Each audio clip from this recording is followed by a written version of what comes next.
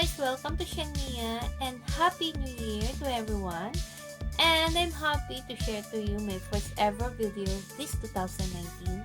Sana po tangkilikin ninyo. So my video is all about how to make a mango float. Very easy, simple, but yummy dessert and very affordable since season po ng mangga ngayon.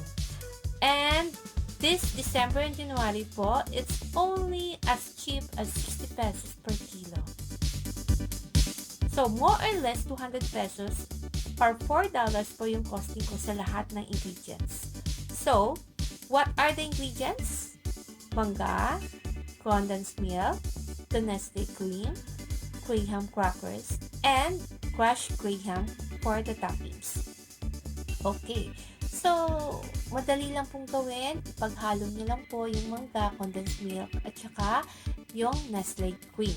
And then, alternate na lang po, ilagay sa platter. Una, yung graham cracker. Okay? Then, yung hinalo nating cream, condensed, at saka yung mangga. So, let's prepare the mango. So, first, dapat po hand washing muna. Kasi, we will be in contact with all the ingredients. Okay? This is for the hygiene. And as you can see, kinukuha ko po yung dulo. Slice ko muna yung dulo ng mangga kasi yung pulp na nandun po sa dulo is makatipo sa lalamunan natin. So, don't eat that one. Okay?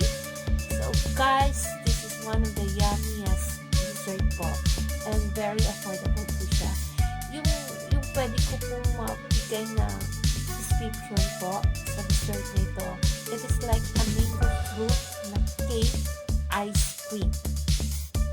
So, to prepare this one, kailangan po siya after you prepare, after you made it, kailangan i-chilled po muna before consuming it. Ang sarap po, guys. Okay? So, ayan po. So, this is how I slice. Okay, this is how I do it. How to slice the mango.